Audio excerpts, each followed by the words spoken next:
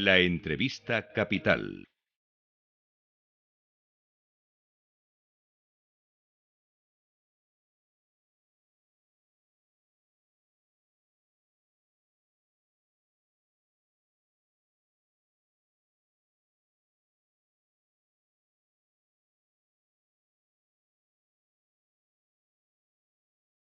Luis Vicente Muñoz.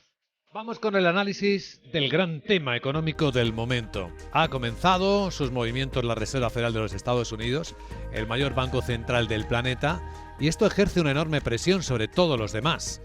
Ya sabemos, lo hemos venido contando con algún detalle, las decisiones de una mirada mucho más de halcón sobre el mercado de la que tenía.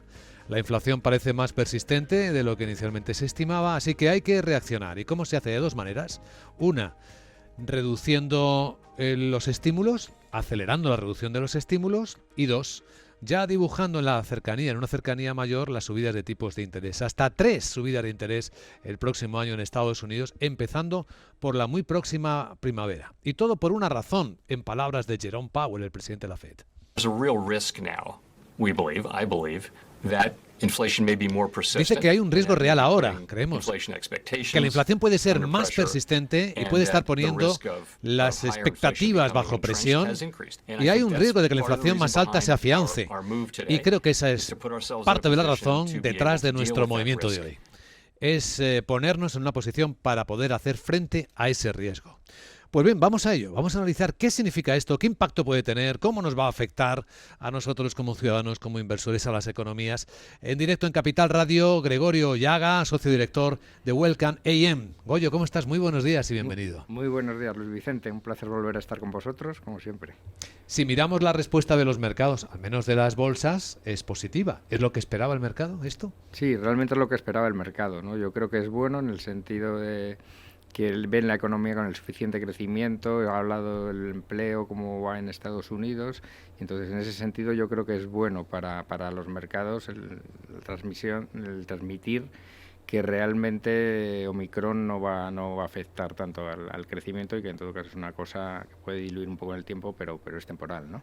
Aunque está ese mensaje preocupante, ¿no?, de Powell, la inflación puede que sea más persistente de lo que pensábamos. Sí, yo creo que eso es claro, ¿no? Hizo muy bien los bancos centrales, especialmente la Reserva Federal, transmitió muy bien el mensaje desde hace unos meses de que la inflación era transitoria, y con eso consiguió no asustar al mercado, ¿no? Pero se ve claramente, tú cuando vas hablando con empresarios, cuando vas hablando con industriales, ves claramente que la inflación va a ser más persistente de lo que comentaban los bancos centrales, y que la segunda ronda de inflación ya están ahí, ¿no?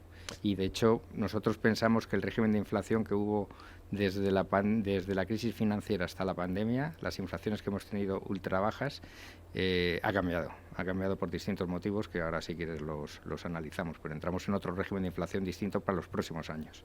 Podemos analizarlo. ¿Por qué? ¿Por qué es distinto? Es distinto por diversos temas. En primer lugar, después de la crisis financiera sí que se hizo algo de política monetaria, pero todavía no tenías diseñado las herramientas de comprar de activos, que aquí ya las has tenido y has hecho comprar de activos. Las empresas europeas se han financiado mediante la emisión de bonos desde marzo del 2020 por 750.000 millones de euros netos de, o sea, una barbaridad de dinero.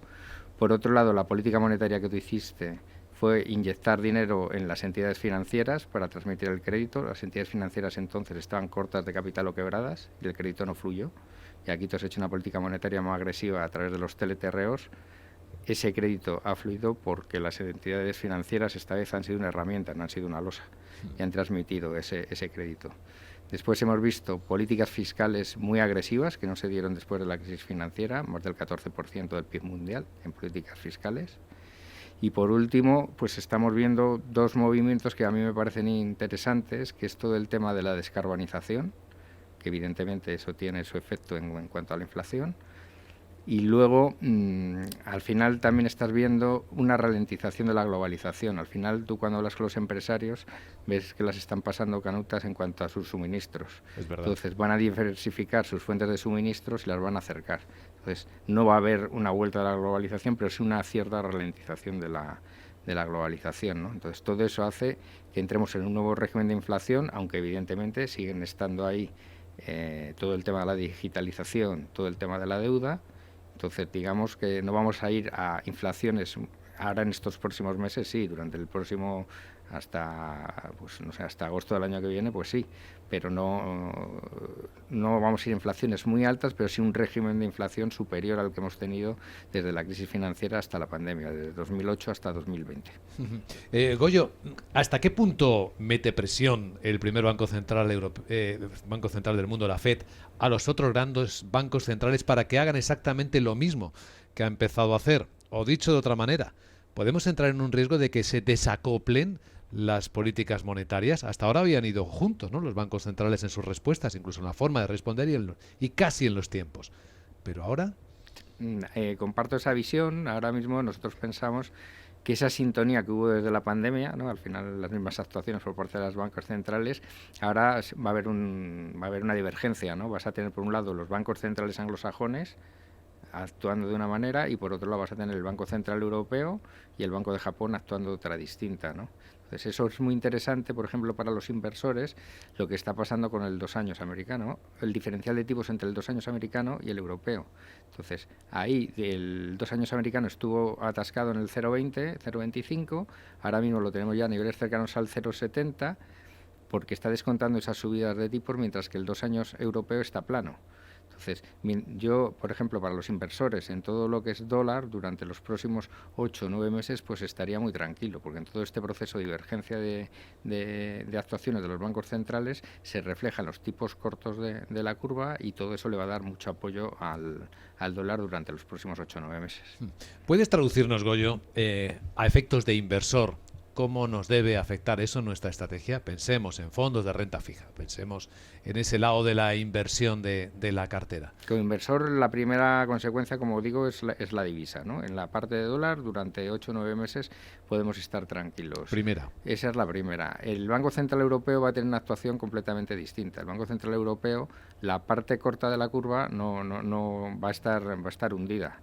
Va a estar, por un lado, no va a subir tipos y por otro lado los TLTROs, las inyecciones de dinero que hace a los bancos al menos 1% si tú incrementas tu cartera de crédito, van a seguir siendo abundantes. Entonces, los tipos en el corto plazo en Europa van a estar abajo, con lo cual estaríamos en duraciones cortas, porque ahora después hablamos de los largos, estaríamos en duraciones cortas pues hasta 3, puedes comprar bonos hasta 3, 4 años tranquilamente en Europa, aunque en Estados Unidos evidentemente vas a tener más carry en las inversiones, ¿no? Vas a tener más cupón, vas a tener más carry ¿Y en los largos qué hacemos? Pues en los largos nosotros no nos meteríamos, estaríamos en duraciones cortas, porque por un lado tienes la inflación que evidentemente va a arrastrar algo los largos.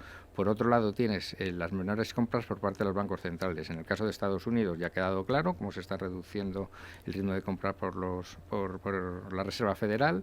En el caso de Europa hay que tener en cuenta que estábamos comprando, tiene dos programas importantes. Tiene el APP, que es un programa que compraba 20.000 millones al mes de manera según el accionariado del Banco Central Europeo, y cuando estalló la pandemia aprobó un programa que se llama el PEP, que es un programa de 1.350.000 millones y que es flexible y no hay que hacerlo de acuerdo con el accionario del Banco Central Europeo. Este programa, a los ritmos que va, vence en marzo. Entonces, se cumple en marzo, ¿no? Entonces, hay mucho debate en mercado con qué va a hacer el Banco Central Europeo, porque estaba comprando 60.000 millones, en total 80.000 millones. Hay mucho debate con qué va a hacer el Banco Central Europeo. La mayoría del mercado piensa que lo que va a hacer es duplicar el que tenía, el APP, pasar de 20.000 a 40.000 millones, que ya se estaría comprando menos deuda en mercado, con lo cual los largos subirían, pero es que además nosotros no lo compartimos eso. Nosotros queremos que lo que va a hacer es crear un fondo de emergencia que no va a estar utilizando.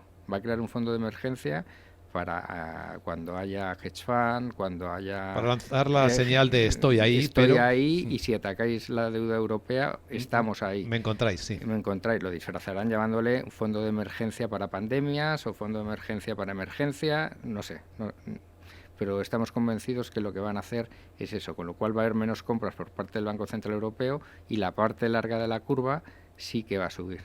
Porque hay un falso mito, en nuestra opinión, que dice que los tipos largos no pueden subir porque los estados están endeudados. pero realmente lo que han hecho, que se ha gestionado bien tanto por parte de las compañías, los directores financieros, como por parte de los estados, España e Italia, lo que se ha hecho es durante todo este periodo emitir mucho y alargar duraciones. Se alarga mucho el vencimiento medio de la deuda, con lo cual realmente no te hace falta emitir tanto, y aparte, si el bono español, que está a niveles de 0,35, te sube a niveles del 1,20, la deuda que te va venciendo tenía cupones superiores a la que vas a emitir al 1,20. Y después tú no emites solamente en 10 años, tú emites en toda la curva. Y hemos dicho que los tipos cortos van a estar hundidos, muchos en negativo. Entonces tu coste medio no va a subir, puede subir el largo y tu coste medio no va a subir. Lo que alegrará mucho al tesoro público. Efectivamente. Goyo Llaga, qué interesante visión, socio director de Welcome AM. Muchísimas gracias por compartirla en Capital Radio. Que vaya bien el día. Muchísimas gracias, Luis Vicente. La entrevista capital.